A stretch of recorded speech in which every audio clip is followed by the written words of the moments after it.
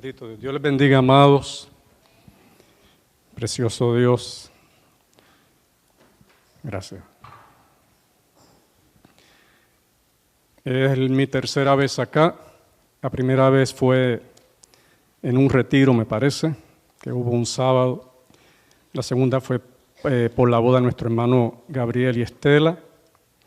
Y aquí estamos hoy también, por la gracia del Señor. Soy de Puerto Rico, vivo acá en Estados Unidos, obviamente hace muchos años.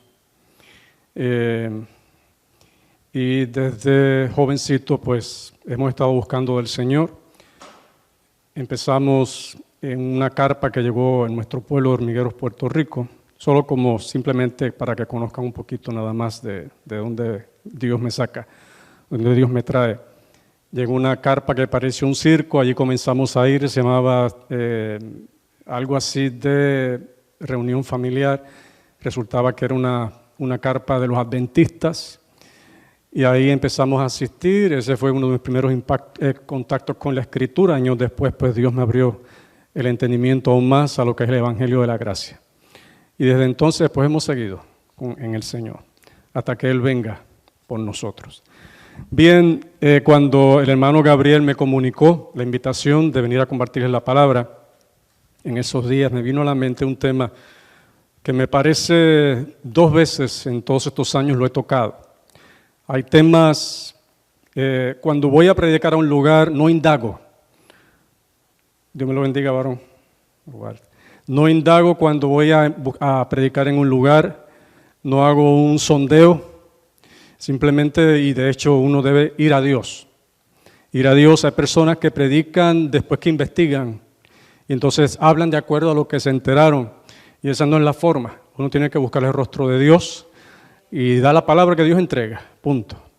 Hace muchos años, recuerdo, Dios me trajo un mensaje a mi corazón sobre la desnudez. La iglesia a la que estábamos ministrando en aquel entonces, yo no veía ese tipo de problema. Yo tal vez tuve una disyuntiva con el Señor, porque en mi corazón me preguntaba, pero ¿por qué predicar de la desnudez si en la iglesia hombres y mujeres se cubren? Pero todas las citas que buscaba mientras oraba y abría otra vez la Biblia, sentado en el suelo, recuerdo, en mi apartamento, me dirigían a eso. Entonces ya uno con el paso de los años aprende a hacer caso y va conociendo el modus operandus de Dios. Traje el tema, recuerdo que fue un sábado en un hogar en Richfield Park, acá en New Jersey, y había una señora, una hermana nueva en el Señor que nos visitaba, había aceptado a Cristo, realmente era una bebita en el Señor. Traje el tema esa noche, simplemente hice caso. Y los siguientes sábados teníamos reuniones en ese hogar, un lugar amplio. Todos los sábados, los siguientes sábados ella no vino. Y una hermana que era cercana a ella me dijo, hermano, llame a la hermana fulana, pregúntele por qué no viene ya. Lo hice, le llamé y me dice ella, bueno, no voy a ir más porque a usted le cuentan mi vida. Y dije, hermana, no, a mí no me cuentan la vida de nadie ni estoy averiguando. ¿A qué se refiere? Me dice, usted predicó cuando habló de eso de andar desnudos. Y usted describió algo, empecé a describir una escena que yo la hago en mi casa. Ella estaba acostumbraba a sus hijos a verla desnuda. Hay gente con esa mentalidad. La Biblia no aprueba eso se respeta. Y yo le dije, hermana, yo no conozco su vida, Dios me trajo ese mensaje, y si me trajo es porque Él conoce la vida de cada uno, y si lo trajo a través de mí, es para Él no tratar directamente con usted, porque le ama, y de alguna manera Él quiere que usted enmiende esos caminos. Y por más que le expliqué, ya no quiso aparecer más. Lo tomó como que me habían dado el dato. Y no, uno busca en la presencia del Señor. Y también cuando uno predica la palabra, no olvidarse que lo que tiene de frente, y uno es parte de eso también, es el cuerpo de Cristo. El cuerpo de Cristo, uno le habla la verdad, pero se le habla también en amor. Pero se la habla, porque no es parte de ese cuerpo. Y son cosas que uno las aprende. Y a la vez, de nuevo, insisto, buscar en Dios lo que Dios quiere que uno dé e imparta. Bien, quisiera invitarlos a ir al Evangelio de Mateo, capítulo 4, Y estos temas son temas yo diría que son temas que ajustan agujas para cuando los vehículos eran ¿cómo se llaman? Los carburadores. Yo llegué a tener vehículo así en Puerto Rico. Los carburadores tenían un tipo de agujas y eso se ajustaba. Para abrir o cerrar las entradas para el paso de la gasolina, se ajustaban así. Con el tiempo, pues ya esos sistemas fueron reemplazados por otros. Pero estos temas son como agujas en un carburador, ajustan en la vida de uno, son necesarios. Dice la palabra de sí misma que la palabra es útil para enseñar, para corregir, para redarguir, para instruir, en todo lo necesario. No solamente en un área, en todas las áreas. Y este tema específicamente, aunque es domingo y solemos, ¿verdad?, por costumbre no mala, solemos los domingos pues tener mensajes evangelísticos, aunque dentro de las palabras para la iglesia Dios toca también las almas de nuevo, Él sabe los corazones, pero es un tema especialmente para el que está en Cristo Jesús. Mateo capítulo 4. Esto es cuando Cristo fue llevado al desierto para ser tentado por Satanás después de ser bautizado. Voy a tratar a asomarme brevemente a la segunda oferta, tentación que le hizo Satanás o sugerencia. Desde el verso 5. Entonces el diablo llevó a la santa ciudad, y le puso sobre el pináculo del templo y le dijo: si eres hijo de Dios, échate abajo, porque escrito está: a sus ángeles mandará cerca de ti, y en sus manos te sostendrán, para que no tropieces con tu pie en piedra.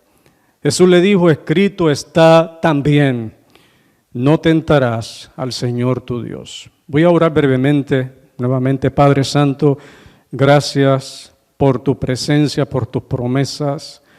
Gracias porque dijiste que enviarías el Consolador, otro Consolador, el cual nos guiaría toda verdad, toda justicia, tomaría de lo de Cristo y nos lo daría a conocer. Encomendados en tus manos, Señor, para traer el pan y el mensaje que tú quieres impartirnos. Encomendados en tus manos pedimos creyendo en el nombre precioso de Jesús. Amén. Gracias, mi Dios querido. Cuando Cristo fue bautizado, después que fue bautizado, dice la palabra que desciende el Espíritu Santo en manera corporal, en forma de paloma, y posándose sobre Cristo, una voz del cielo dijo, dio este testimonio: este es mi Hijo amado, en quien tengo complacencia. Eso también lo escucharon los ángeles caídos.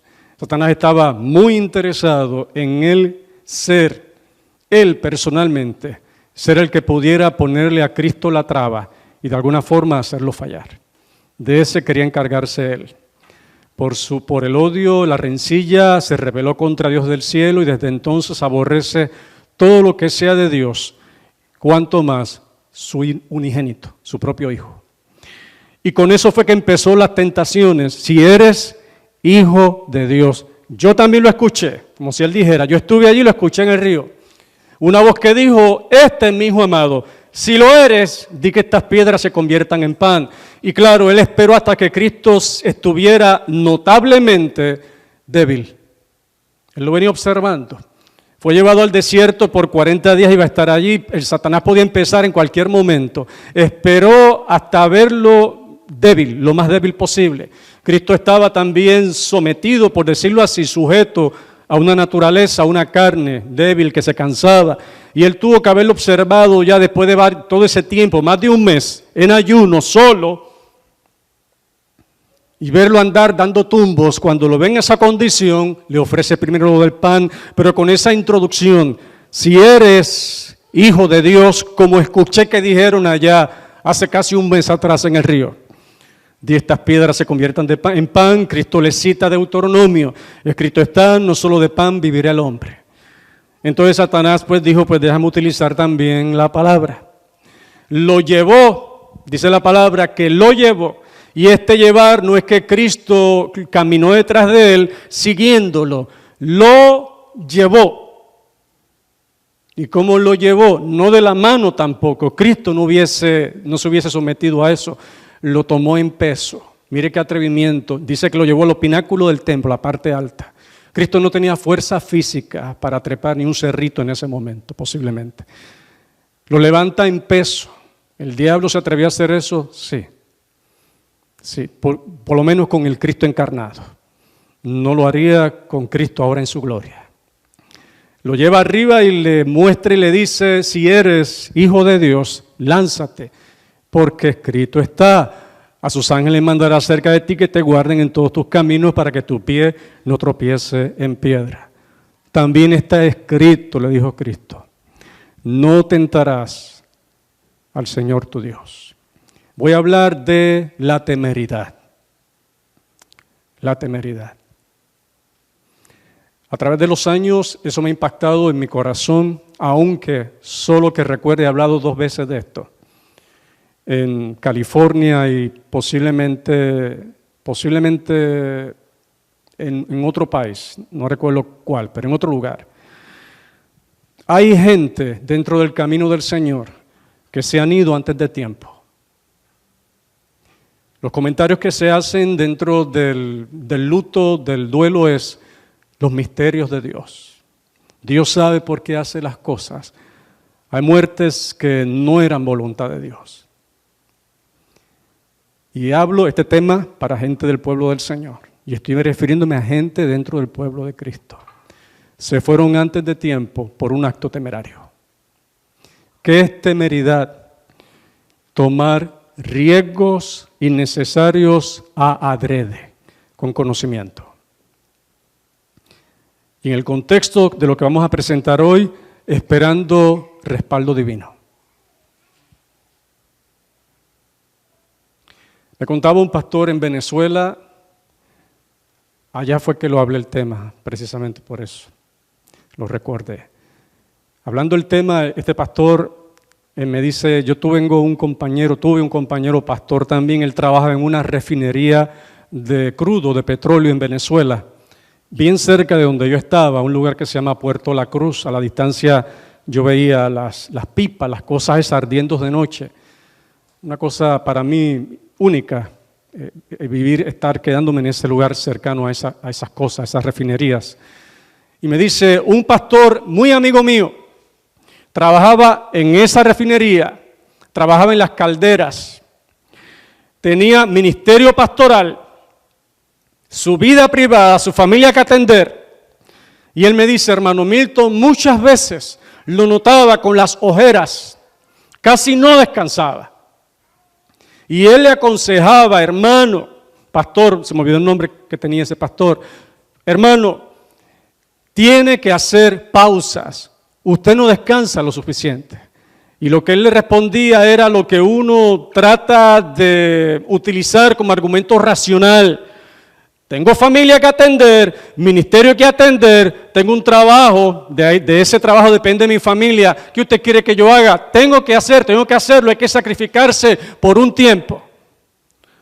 Dios le ha dado a uno sentido común para uno administrar el tiempo.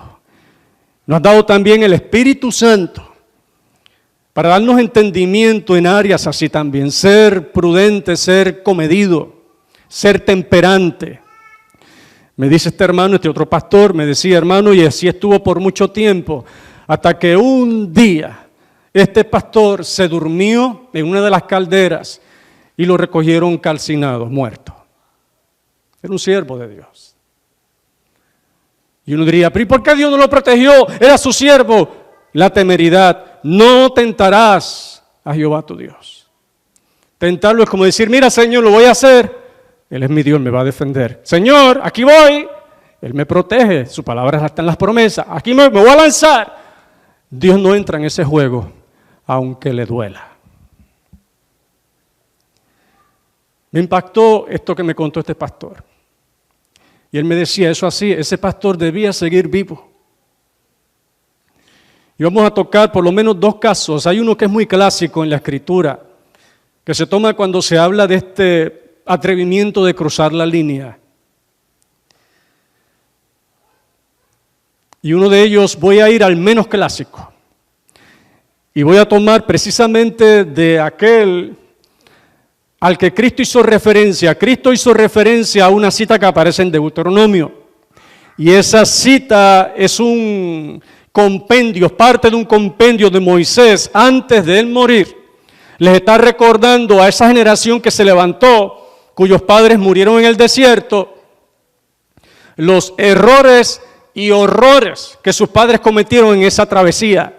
Y entre las cosas que le recuerda el día que los padres de esa generación tentaron a Dios. Que es como forzar a Dios a hacer algo, porque sí, porque tú lo prometiste y no es posible que esto deje de cumplirse. Y no me refiero a un acto de fe. Hay cosas, y en esto meditaba hoy en la mañana, hay cosas que se parecen y las confundimos. Por ejemplo, la fe que describe la Escritura es fe. La definición está clara en Hebreos capítulo 11. Hay otra cosa que se parece a fe, que es la resignación. Se parece a fe. Por ejemplo, una persona dice, una persona en el camino, usted ha estado trayendo eso delante de Dios, lo hice por un tiempo, pero que sea lo que Él quiera. Suena como fe, en realidad es resignación. Dios es que haga como bien le parezca, como dijo aquel levita Elí. Cuando le trajeron la palabra, Dios es que haga como Él quiera. La resignación. Mientras que otros dicen, yo insisto y oro, y oro, y oro, insisto. Yo tengo un dicho, lo he utilizado mucho para mí mismo y para los hermanos en Cristo. Mientras Dios no diga que no, puede que diga que sí. Insiste. Siempre y cuando lo que estés pidiendo no haga una contradicción frontal a un principio bíblico. Y uno le presenta a esas otras personas, yo oré por un tiempo, hermano, yo entiendo lo que usted me dice, pero que sea lo que Él quiera. Parece aceptación de su voluntad, parece acatamiento, y en realidad es resignación, fe floja. Y sin embargo, de asomo, parece fe. De igual manera, la temeridad muchas veces se confunde con plena confianza. Cuando David fue a llevar comida de parte de su padre Isaí a sus hermanos, cuando aparecía aquel caudillo de entre 9 a 11 pies en cálculos nuestros, para amenazar y retar al ejército de Israel, David llega justo en el momento en que Goliat sale frente, están las dos guarniciones, israelita por un lado, filisteos por el otro, y él llega en el justo momento que aquel hombre está abriendo su boca, intimidando y amenazando, que de por sí físicamente ya intimidaba. Saúl, el rey, que era el más alto de Israel, de los hombros para arriba, el hombre más alto, temblaba. Y él había hecho entonces una oferta, el que se enfrente a este hombre y lo venza, entre otras cosas, le voy a dar una de mis hijas para que se case con ella. Y va a tener, obviamente, va a ser agraciado, va a tener posición, va a ser parte de la familia real. Y con todo y eso, nadie metía mano. David en ese momento que entrega lo que manda su papá, la comida a sus hermanos, que eran soldados, él todavía no tenía la edad para hacerlo. Era un pastor de ovejas.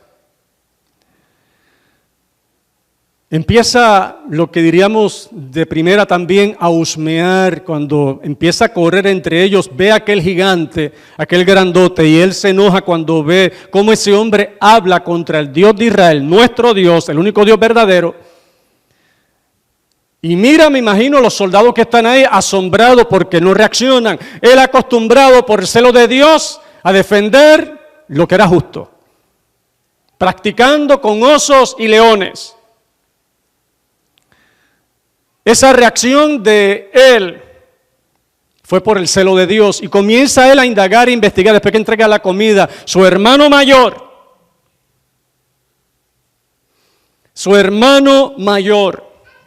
lo vio, lo siguió con la mirada, parece que lo vio entre la gente preguntando, indagando, y se le acercó y le dijo, ¿qué es lo que estás haciendo? Y David dice, estoy preguntando nada más. Y el hermano mayor le dice, conozco la malicia de tu corazón. Y lo de David no era temeridad, era plena confianza en Dios. Así que se puede confundir en las dos direcciones. Pero la valentía en el Señor a Dios le agrada, le glorifica. La temeridad lo deshonra, le molesta. Y es un área muy fácil de cruzar. Es interesante que en las 3 tentaciones Satanás eligiera ese repertorio. Si eres hijo de Dios, el pan, para que supla una necesidad grave que tienes ahora. Si eres hijo de Dios, lánzate para demostrar que es tu padre y verdad que iba a estar demostrado y te confirma antes de empezar el ministerio y no te queda duda alguna, todo lo que pudo haber pasado por la mente de ese ángel caído. Y la tercera, adórame y no te va a costar estos reinos. Viniste tal vez por ellos, en la mente del enemigo estoy diciendo que pudo haber estado eso en su corazón. No te va a costar nada, con una rodillita que tú dobles, solamente unos instantes delante de mí, yo te entrego lo que a mí me fue dado. Pero es interesante que en ese repertorio de 3, él eligiera esta que tuvo que ver con la temeridad y tentar a Dios. Así que, de seguro, porque estos ángeles vienen estudiando al hombre desde que Adán y Eva pecaron. Tienen, si nos comparamos naturalmente nosotros, lo que tenemos en esta tierra, cada uno de nosotros, un ciclo, aquí por lo menos observo, más abajo de 80. Ellos vienen estudiando los seres humanos por unos casi 6.000 años. Esa es la experiencia que tienen de observación. Y de ver de qué pata cojean los seres humanos. Y de entender y aprender perfiles, tendencias. Y han notado que el ser humano es muy propenso a eso y especialmente le ha interesado notarlo entre gente que adoran a un Dios que él sabe es santo. Y que no bromea con lo suyo. Que no toma livianamente su propia palabra. Y de nuevo me parece interesante que tomara esta como segunda tentación, algo relacionado con la temeridad. Vamos a Deuteronomio, de donde Cristo citó, capítulo 6.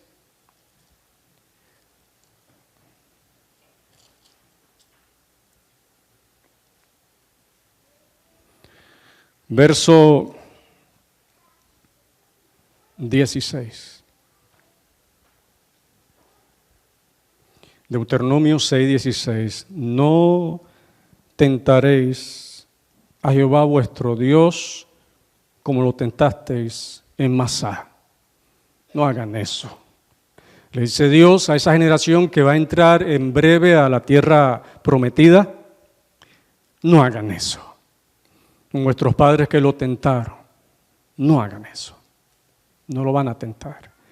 Y obviamente si a uno le interesa ese consejo, un joven que estuviera en ese tiempo allí, un niño que recién tenía tal vez 11 o 12 años, que hubiese escuchado eso, obviamente allá habían familias enteras, multitudes, tenía que haber niños.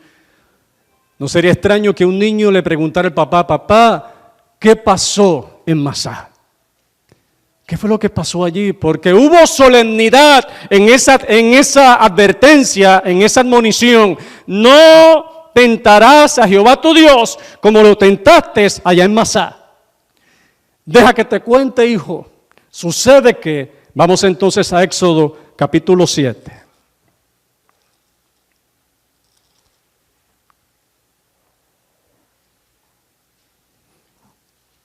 Capítulo 17, perdón. Del 1 al 7. Éxodo capítulo 17. Esto ocurrió aproximadamente a los 3 meses de ellos haber salido aproximadamente de Egipto, fresquecitos. Tenían todavía frescas en sus mentes las plagas, la protección soberana de Dios sobre ellos, providencial,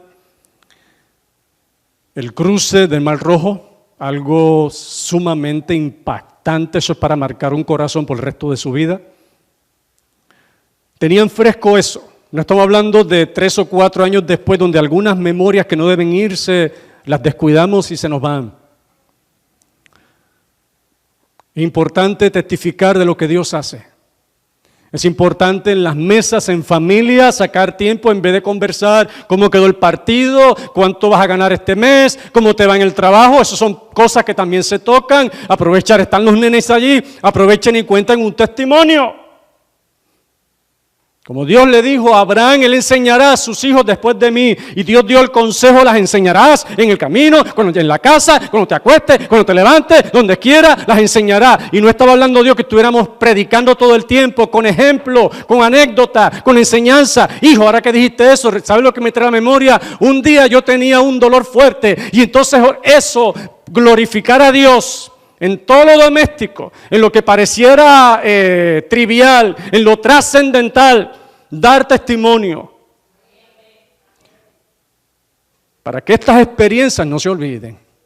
Y de hecho, porque se olvidaron, después que Josué entra, que se olvidaron de enseñar, fueron malos maestros esa generación contemporánea de Josué, que dice la palabra que luego se levantó una generación que no conocía a Dios. Es una gran vergüenza.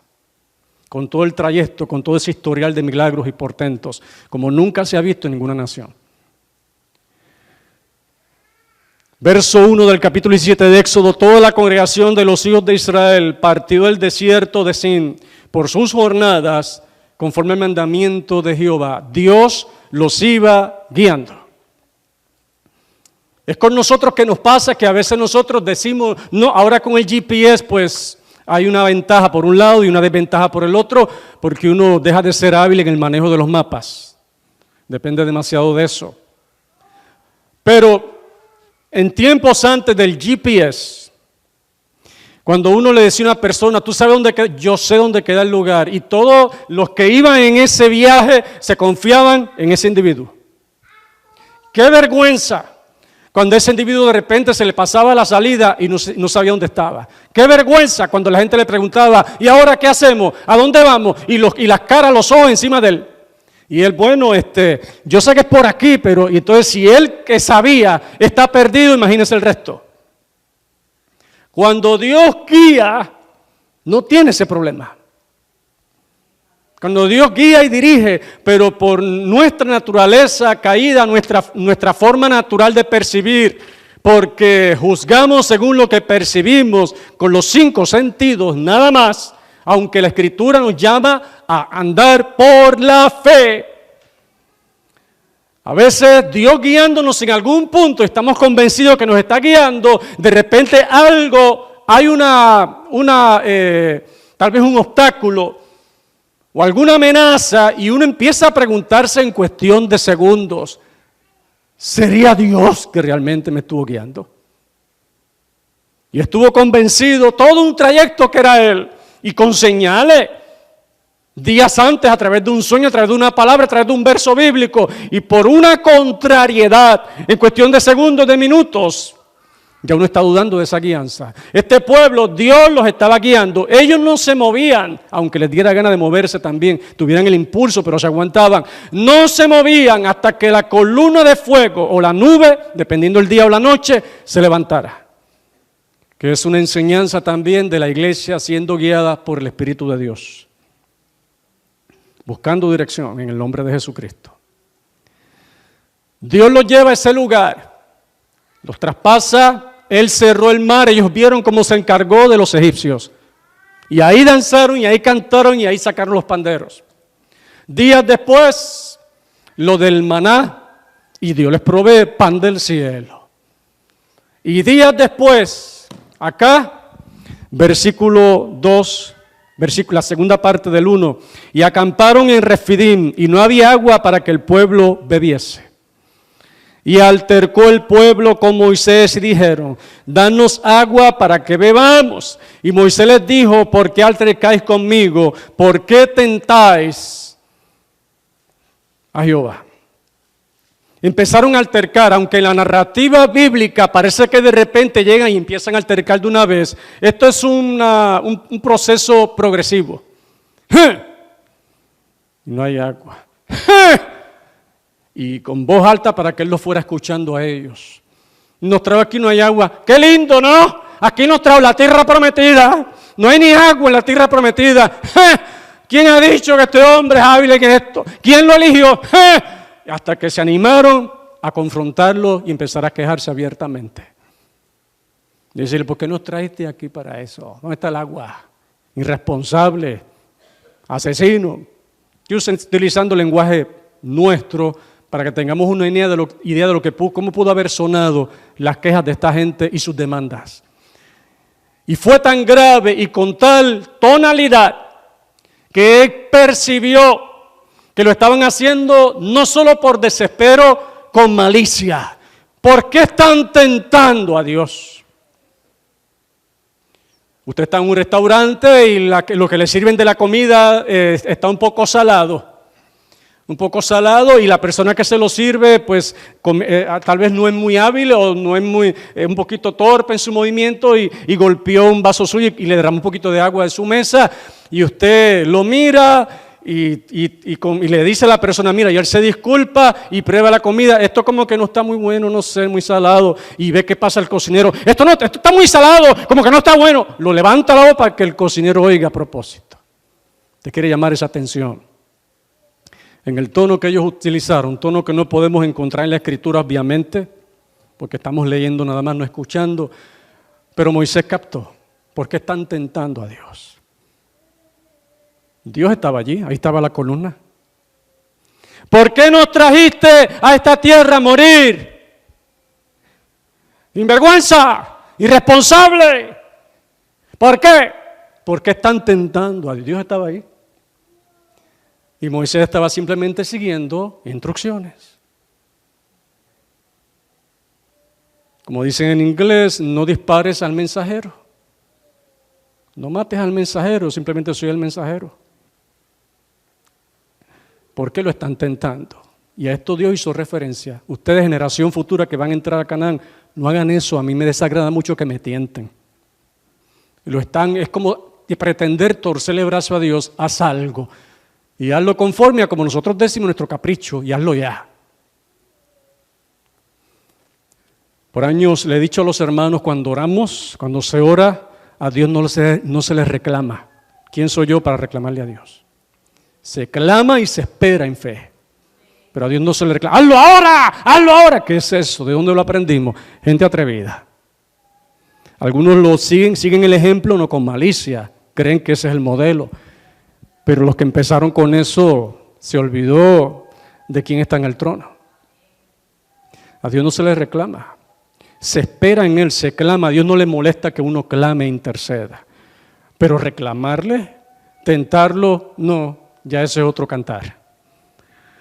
Versículo 3. ¿Por qué tentáis a Jehová? Verso 3.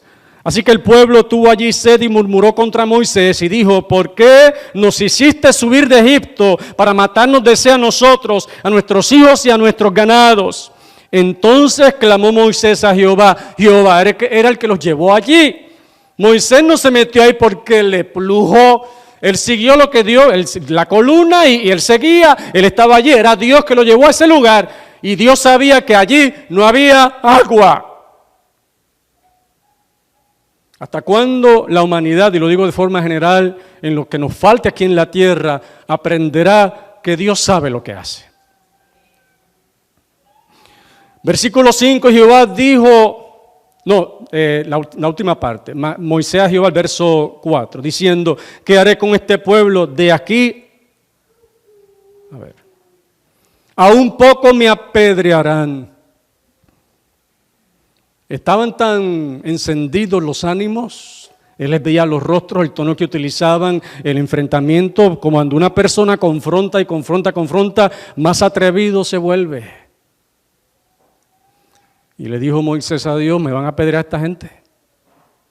¿Qué hago? Verso 5, Jehová dijo a Moisés, pasa delante del pueblo y toma contigo de los ancianos de Israel. Ellos van a estar allí como testigos inmediatos. Y toma también en tu mano tu vara con que golpeaste el río y ve. Verso 6, es aquí que yo estaré delante de ti allí sobre la peña en Horeb.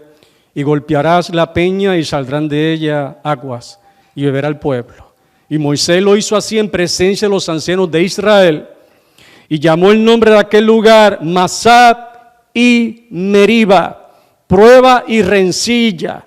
por la rencilla de los hijos de Israel y porque tentaron a Jehová diciendo, con su actitud estaban diciendo lo siguiente: ¿está pues Jehová con nosotros, entre nosotros o no? ¿Que somos de él o no somos? Que lo haga ahora. ¿No tenemos agua? ¿Está o no está con nosotros? Tentar a Dios es atreverse a cruzar la línea. El tentar y la temeridad, porque de eso estoy hablando, la temeridad. En cuanto a Dios, directamente, pues obviamente es aún más grave, pero la temeridad puede estar en dirección hacia Dios de parte del vaso y en dirección hacia las tinieblas, esperando también el respaldo de parte de Dios igual. Tomó el lugar de prueba, o sea, tentar a Dios, y rencilla, y eso quedó como memoria. En Hebreos se menciona, en los Salmos se menciona, Deuteronomio ya lo vimos, Cristo hace mención de eso en respuesta a una de las tentaciones del diablo. Vayamos un momentito a Salmos 95. Debí preguntar hasta qué hora. Todavía estoy a tiempo, ¿cierto? Okay. Me hace la tijera, hermano, cualquier cosa. Una vez estaba predicando en un velorio. La que había muerto era creyente. A esos velorios yo no tengo problema ir. Pero cuando el que se muere es un impío, uno no va a inventar. Una vez fui a la muerte de uno que se había muerto por sobredosis de droga. No andaba en buenos caminos. Un muchacho más o menos en sus 20 y tantos años. El que me invitó, él quería que predicara. Él era primo del que murió. Y su mamá, la mamá del difunto, había estado de acuerdo que yo fuera a predicar. Pero me dijo, él murió de esa manera, murió en una sobredosis. Así que ya entendemos su caso. Cuando yo estuve allá, pues obviamente no hablé que su alma esté allí, que Dios lo cuide. Tenemos que hablar la verdad, pero me contuve y simplemente usé el ejemplo del que estaba allí, no en lo que él hizo, pero ahora está muerto, hablaré a los vivos y predica a los que estaban allí, pero no toqué nunca la condición del difunto. Pero en una ocasión predicando donde una mujer que se había muerto en Cristo, Dios me dio un mensaje. Me dio un mensaje claro para que lo entregara allí. También me invitaron a predicar, pero corto, no pasaba posiblemente de 15 minutos, raro en mí. Y Dios me entregó esa palabra. Y cuando me tocó a mí, empecé a traer la palabra, lo que Dios me trajo. Ok, gracias, hermano. Lo que Dios, ya me dijeron 15 por allá. Lo que Dios me trajo. Cuando empecé a presentar eso, me hace uno por allá atrás, me hace tijera. Yo estaba trayendo la palabra y un muchacho joven me hizo tijera. Yo entregué el mensaje como quiera lo que Dios me dio, porque no iba a pasar de 15 minutos. Me hizo tijera así. Y luego cuando salí atrás, él se me acercó y molesto me dijo, ¿por qué usted no se da cuenta que otra gente quiere también hablar? Yo le dije, mira, yo tengo un mensaje que entregar de parte de Dios y yo tengo que obedecer a Dios antes que a la familia, lo siento. No, pero usted tiene, yo también soy cristiano y uno entiende, ¿no? Y tu abuelita, la que murió, también lo era. Yo tuve que entregar un mensaje, si a ti Dios te da una encomienda, ¿la entregas a medias o completa? Me dice, ¿verdad? Entonces, ahí quedamos. Salmo 95, verso 8 al 9, no endurezcáis vuestro corazón, como en Meriba, como en el día de Masab en el desierto, donde me tentaron vuestros padres, me probaron y vieron mis obras, me tentaron, no endurezcan su corazón. No empiecen a inventar en su corazón. Y muchas veces por la familiaridad, como veremos en el caso de Usa, por la familiaridad, uno luego deduce, concluye que uno puede tomar ciertas libertades. Está tan familiarizado con la protección de Dios, tan acostumbrado a su respaldo, que uno empieza a tomarse ciertas libertades. Y en esas libertades entra en esto de ser temerario. Hace unos años atrás, mientras trabajaba en Summit, New Jersey, trabajaba 16 horas diarias. No tenía necesidad de hacerlo. 8 horas en un hospital y 8 horas en un restaurante. Yo casi no dormía. Y venía a Hackensack continuamente los fines de semana porque yo vivía en Summit, pero venía a ver a mi mamá, a mis hermanos. Y muchas veces en el Garden State Parkway venía luchando con el sueño. Eso es ser temerario. Eso es ser temerario, punto. Yo era siervo del Señor ya. Ya para ese tiempo yo le estaba comentando al hermano, había dado un viaje misionero al Perú para ese tiempo. O sea, estaba en conocimiento de lo que estaba haciendo.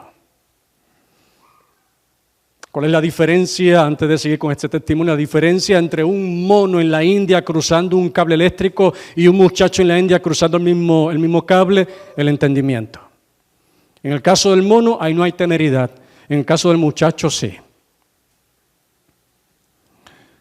Y yo estaba en conocimiento haciendo lo que hacía. Y recuerdo que en una de tantas veces que batallaba contra el sueño y lo lograba, llegaba despierto ahí, me comía chicle, agua, ponía música y ahí lo lograba. Y un día me quedo dormido en el Garden State Parkway.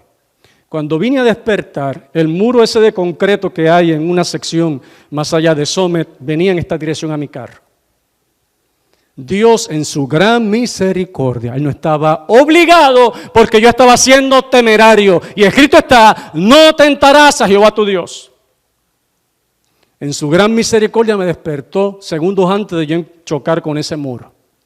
Pude, en mi reacción, cuando veo eso, reacciono con el guía hacia mi derecha. Gracias a Dios no venían vehículos de ese lado. Y no se volcó el vehículo, me pude orillar. Le pedí perdón allí a Dios.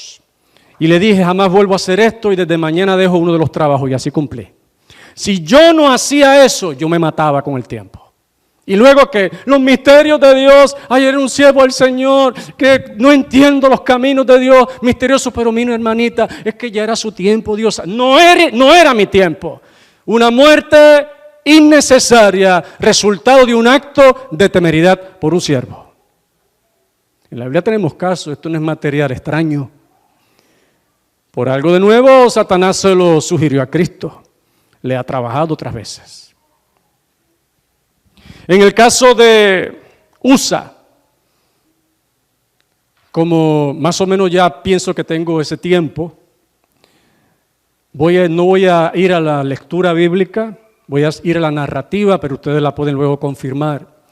Que en este caso la que tomé, la de Samuel, 2 de Samuel 6, del 1 al 9. La pueden luego mirar, 2 de Samuel 6, del 1 al 9. El arca había sido robada por los filisteos en el tiempo de Samuel. El arca del pacto. Quedó en un hogar de un hombre llamado Abinadab. Quedó allí por 20 años. Bueno, los filisteos se la robaron, luego la devolvieron porque les trajo úlceras malignas. Estuvo con ellos por 6 meses y medio, casi 7. La devolvieron. Para los filisteos aquello no era necesariamente temeridad. No tenían conocimiento del Dios verdadero, por lo menos no como el pueblo hebreo.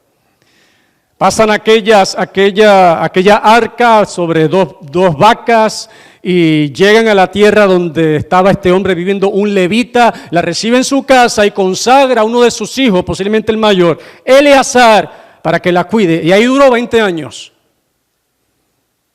La presencia de Dios, lo que representaba la presencia de Dios, ese mueble, el propiciatorio. 20 años uno puede entrar en familiaridad sana o familiaridad peligrosa. En esa familiaridad a veces se toma licencia para uno ofender al ser amado, por esa familiaridad. Cuando debe ser que como el amor, el respeto debe mejorar cada día. No haber una actitud liviana y ligera. Me voy a soltar un poco de mi respeto, voy a pasar, como decimos en Puerto Rico, pero que no sea malo en otro lugar, voy a pasar el macho con mi esposa, con mi mamá, con mi papá. O sea, faltarle respeto o ser ligero.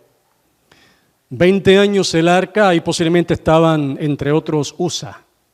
Ahí y Usa, posiblemente 2 hijos más de Abinadab. Cuando David entra, 20 años, mucho tiempo. Saúl en su reinado como tal, no la mencionaba como tal. David la manda a traer de ese lugar. La trajo de ese lugar y venía contento, pero la trajo sobre unos bueyes, un carro. Los sacerdotes que la estaban guiando, estaban, por así decirlo, supervisando el arca, tenían conocimiento. Aquello era una desobediencia frontal contra lo que Dios había establecido. Usa no era ignorante. El que venía al frente, no era ignorante. David posiblemente conocía también eso, pero dice en Crónicas que él consultando con el pueblo y de seguro vinieron opiniones, de seguro vinieron alternativas. Hagámosle un carro nuevo que aunque dice de esta manera, pero Dios no le va a molestar. De todas formas, pues merece un carro nuevo y así el camino es largo. No agotamos a los levitas, olvidando que aquel mueble era representativo de la presencia de Dios y los sacerdotes representativos de Cristo, especialmente el sumo sacerdote y luego de la iglesia en Cristo. ¿Y qué hacía la presencia de Dios sobre bueyes? En el camino está David gozándose, adorando, danzando y aquello era un fiestón. Por fin regresaba el arca a donde tenía que estar. A un lugar fijo, un lugar digno de ese mueble representativo. Y de repente porque se estaban bamboleando el arca y los bueyes pues como animales, simplemente ellos caminan donde haya camino abierto. Ellos no saben ni lo que tienen arriba de ellos cargando. Aquel arca se movió y Usa quiso detenerla, pararla. Dios lo mató en el acto. ¿Y por qué? Dice la Escritura, lo leen luego allí en Samuel, por temeridad. ¿Cuál era la temeridad? Él sabía desde que salieron de su casa, de la casa y la pusieron sobre esa plataforma, él sabía que eso estaba mal. Él sabía. Y él debió, y se va a asombrar lo que voy a decir, él debió dejar el arca caer. Como una admonición a todo el pueblo. Y a él mismo. Uno diría, pero hermano, fue un acto reflejo. Si hubiese sido un acto reflejo nada más, como que se va a caer algo y uno actúa de una vez, como acto reflejo. Si hubiese sido algo instantáneo en el momento, nada más, Dios no lo hubiese matado porque Dios no se equivoca en su juicio. Dios nunca se le pasa la mano cuando hace juicio, aun cuando lo haga, como muchas veces vemos en el Antiguo Testamento, bajo su santa ira. Dios no se le va la mano. Los padres cuando disciplinan a un hijo, a veces le dan un mal golpe si lo hacen bajo ira. Por eso es recomendable cuando un padre va a disciplinar a un hijo, enfríese primero un poco. Y luego regresa y disciplínalo de acuerdo como la palabra indica. Cuando Dios juzga, cuando Dios castiga, es justo juicio siempre. Si hubiese sido un acto reflejo, Dios no lo mataba.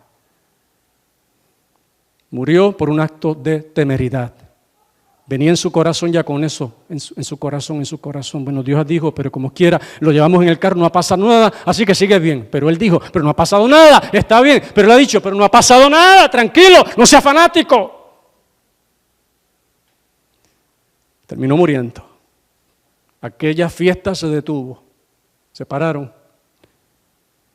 Y David no quiso llevarla a su casa, tuvo miedo. Y allá en casa de Obed-Edom, Dios bendijo, ahí no hubo ni un muerto. ¿Por qué? Porque lo respetaron, no cruzaron la línea, no fueron temerarios y Dios los bendijo. Hay unas líneas puestas por Dios que uno respeta. El niño pequeño ya en los 7 tal vez que me quedan, calculo, 8 si hay misericordia, o 9 si hay paciencia, pero igual, cuando un niño pequeño está en los brazos de una abuela, un niño pequeñito, hablo de un niño tal vez de año y medio, y está allí en los brazos de la abuela, y está ahí, ella juega y retosa, y está la mamá, y está el papá, y los tíos, y están disfrutando el bebito, que es muy lindo, y de momento el niño mirando hacia la abuela que se ríe, queda mirando, y le mete una garnata a la abuela en la cara. ¡No! ¡Eso no! Y el niño se sorprende porque no esperaba esa reacción. Y la misma abuela dice, ¡no! Y la mamá dice, y le pega en la manito. Y ahí a llorar se lanza el muchacho. Hay una línea que no debe cruzar. Está frente a la abuelita que te ama y que daría su vida también por ti como tu mamá y tu papá. Pero niño, aprende, hay unas líneas que tú no cruzas. Y así nosotros también, adultos y a veces niños en el Señor, tenemos que aprender que hay líneas que no se cruzan. No podemos tentar a Jehová nuestro Dios. Y está el hermano saliendo de la casa, va tarde al templo, él va a ser encargado tal vez de traer una parte especial y va corriendo y se le va pegando a los carros así, porque lo hace, muchas veces lo ha hecho cuando va al aeropuerto y no le ha pasado nada. Dios mío, protégeme, guárdame, que tú sabes que voy tarde, así que protégeme. En otras palabras, respalda mi tardanza. no tentarás a Jehová tu Dios. Y está pegado al carro y va ahí, la esposa va a aguantar y le dice, nene, tranquilo, tranquila, confía en Dios, ¿dónde está tu fe? Está siendo un temerario, punto.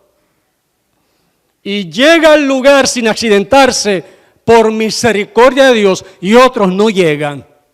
Hubo una pastora, un caso muy conocido acá en Nueva York, nuestra región, pastoreaba en Nueva York, vivía en Pensilvania. Y se lanzaba aquel trayecto de 2 o 3 horas del punto que vivía en Pensilvania a pastorear. Y una noche, un viernes, una hermana de la iglesia le dijo, pastora fulana, un caso conocido, pero me voy a reservar el nombre. Pastora fulana, ¿por qué no se queda en nuestra casa? Era de noche, su esposo, el de la pastora, se había quedado en Pensilvania con los hijos. ¿Por qué no se queda en nuestra casa? Para que no salga tan tarde, ya era tarde de noche, terminaron el culto tarde y estaba también lloviendo. No se vaya para su casa, quédese esta noche, no era la primera vez que se quedaba en los hogares de los hermanos. Y mañana se va fresquecita, de día, con menos riesgo y más tranquila. La pastora no quiso. Dios muchas veces usa, a veces hasta el vecino de uno, para librar a uno de una imprudencia, de un acto de temeridad. La pastora no hizo caso, hermanos. La recogieron luego, horas después, contra un árbol, muerta. Caso muy triste. Esa pastora debió seguir viva todavía hoy, no era tan mayor. En estas muertes no hay misterios, hay imprudencia de los siervos de Dios. No cuestionemos que si se salvó, que si no se salvó, Dios conoce cada corazón. Pero el punto es, a los temerarios, los actos temerarios, Dios no los respalda. En el mundo se hace eso continuamente. Un luchador, yo no sigo la lucha libre, pero un luchador siempre se aparecía, hacía actos tremendos, se aparecía de forma bien pomposa, como luchador que era en ese mundo de nuevo que yo no sigo. Y en una quiso hacerlo con unas cadenas que lo bajaban, aquello se reventó y muerto el hombre. Conocen algunos tal vez ese caso. En otro caso, un individuo aquí en Estados Unidos, un comediante que había sido cristiano, se alejó de los caminos, Dios lo estuvo amonestando, él hacía chistes, sus chistes eran muy originales porque él hacía chistes usando versos bíblicos. Se casó por segunda vez, en ese tiempo comenzó a tener fama, a subir su dinero también, se casó, iba con su esposa, se le cruzó un camión, no lo pudo evitar, pasó por debajo del camión, ella salió viva, él salió decapitado. No todos los actos de temeridad terminan en muerte, eso es cierto, pero son evitables. La Biblia nos llama a nosotros a ser prudentes. Porque el hacer eso, el confiarse, es pretender obligar a Dios que Él se involucre en mi atrevimiento. Me tiro porque es que tú no conoces al Dios que yo sirvo. Cuando Cristo dijo, tomarán cosas mortíferas y no les hará daño, Él no estaba invitando a la iglesia a buscar en el supermercado, ven acá, tú no crees en Dios, vamos a la sección de donde está el cloro y el Lestol y el fabuloso. Para que tú veas, y agarrar una botella y decir, para que tú veas el Dios que yo creo, y leer en la Escritura y pegar, para que veas cómo Dios me libra de esto. Va a ser un tonto, va a terminar lavado en el suelo. Dios no respalda eso. Para cerrar, vamos a mirar en Hebreos, capítulo 3. Comenzamos con esta admonición, cerramos con la misma admonición. Hebreos capítulo 3, verso 7. Por lo cual, como dice el Espíritu Santo, Hebreos 3:7, por lo cual, como dice el Espíritu Santo de Dios, y lo ha venido diciendo desde entonces, si oyeres hoy su voz, no endurezcáis vuestros corazones, no los pongan como piedra, como en la provocación. Vuelve a hacer memoria de eso, es que ese fue un punto clave. Ese punto, quisieron involucrar a Dios con sus irresponsabilidades y su incredulidad desafiante. No endurezcáis vuestros corazones como en el día de la provocación, en el día de la tentación en el desierto, donde me tentaron vuestros padres, me probaron y vieron mis obras 40 años. Nos ha dejado eso como ejemplo.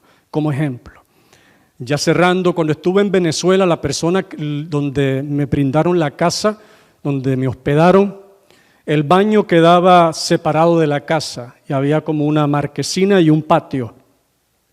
De noche había una bombilla en el medio de un techo, así que había un techo pequeño para luego el patio abierto y luego el baño allá. Y la persona, una hermana en Cristo, me dijo, mira, cuando de noche vaya a usar el baño, tú haces lo siguiente. Cuando necesites luz aquí, y agarró un cable que había allí, con la punta pelada. Me dice, agarra este es un gancho así como un anzuelo, lo agarra y lo pega a este otro que también estaba pelado de la pared. Y lo agarra, yo me le quedo mirando a la hermana. Y así como ustedes encienden la luz aquí, sí, aquí, por lo menos aquí sí. Y ya yo, conociendo el tema de la temeridad, yo dije, a este hay que hablarle. Tal vez no en el momento, pero hay que hablarle. Y cuando yo iba de noche, yo decía, Señor, me va a tocar hacer esto, pero ponía el brazo bien lejos, donde estaba el plástico, bien lejos, y él lo encaramaba. Y un día está el pastor, ella era miembro de esta iglesia, el pastor está en esa casa, y estamos hablando, no recuerdo qué tema, y yo me acordé del cable pelado. Le digo, pastor, venga a ver. Yo de chismoso, no era chismoso, pero venga a ver, me preocupaba lo que hacían en esa casa, porque eso era un acto de temeridad diario. Venga a ver, pastor, y la hermana también vino a ver que yo le iba a mostrar al pastor de ella. Le digo, vea esto, esta es la luz, era de día, no en ese momento, esta es la luz que ellos tienen, vea, ese cable colgando ahí con ese alambre por fuera, y ve acá, con esto ellas encienden la luz. Y él miró a la hermana de una vez, hermana, ¿qué usted está haciendo? A usted se le olvidó y le dijo algo que ella sabía que yo no sabía. Así perdí yo a mi padre. El papá de él había muerto de esa manera. En la casa usaban lo mismo, un cable así, y un día se le zafó la mano, le resbaló porque la tenía sudada y ahí quedó pegado el cable vivo y murió el papá de él en el acto. Y la miró y le dijo, así yo perdí a mi padre.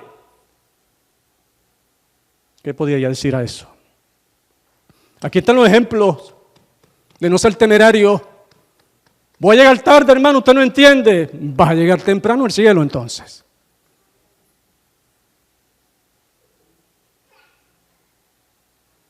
Están los ejemplos, dice la palabra que las cosas que fueron escritas para nuestra enseñanza fueron escritas para que por la consolación de la Escritura obtengamos esperanza.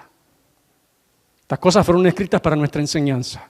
Volví a Estados Unidos y no se me iba de la mente aquel cable pelado. Y cuando llamaba a Venezuela le decía, hermana, ¿ya resolvió del cable? No, le voy a mandar dinero para que lo resuelva. Le mandé dinero y yo toda la semana molestando con eso. Hasta que un día me dijo, ya le pagó un electricista y ya le pusieron eso ahí, le puso un interruptor y todo. Espero que haya sido cierto. Pero yo quedé con esa preocupación. Actos temerarios, muchos, y en la vida diaria muchísimos actos temerarios. La gente manejando y están buscando así para buscar el himnario, buscar los lentes y van manejando y por esos segundos actos temerarios. Gente llevando una iglesia una vez en unas vanes, llevaban las mujeres sillas de esas que se doblan en el pecho, salían de un culto, iban a una actividad, sillas ahí, llevaban en el pecho un montón, porque no era tan lejos, porque el chofer era hábil, porque sabía lo que hacían y hubo un accidente y le reventó uno de los senos de esa mujer. Actos temerarios. Y luego no podemos preguntarle, Dios mío, ¿qué pasó aquí? Yo soy tu siervo, tu sierva. La Biblia ha dejado aquí la prescripción. No lo puedes tentar. Sé prudente, haz tu parte y Él es fiel a la suya. Y termino acá, a causa de lo cual, donde me tentaron vuestros padres, me probaron y vieron mis obras, a causa de lo cual me disgusté contra esa generación y dije, siempre andan vagando en su corazón y no han conocido mis caminos. Siempre en su corazón. Van a hacer algo de riesgo y le dan vuelta en su corazón y no consideran lo que yo pienso, lo que puede ser mi voluntad respecto a eso. Eso no lo consideran, no conocen mis caminos, divagan siempre en su capricho del corazón. No es un regaño, es una palabra para mí, para ustedes como parte del pueblo de Dios. Es una palabra para guardarnos. Tal vez algunos de nosotros tendemos a la temeridad. No lo hagas más, amado. No lo hagas más. Si es por asunto de tardanza, vete más temprano. Pero no vale la pena perder la vida por un acto de temeridad. No lo haga. Si oyeres hoy su voz, no endurezcáis vuestros corazones. Y otros que tal vez pueden llegar a aconsejar a otros de cosas de riesgo, no lo hagan tampoco. no lo hagan. Y esto es palabra para el pueblo de Dios. En el mundo la gente se toma sus riesgos y es por la paciencia de Dios que el diablo no hace más contra ellos de lo que quisiera. Pero nosotros, como dice en inglés, we know better than that. Nosotros sabemos mejor que eso. Así que recibamos esta amonestación de un Padre que nos ama, nuestro Padre Celestial, que quiere que en áreas como esta también seamos ejemplo al resto del mundo. Nos ponemos de pie para orar, hermanos, y entregar. Bendito Salvador. Santo eres, Señor.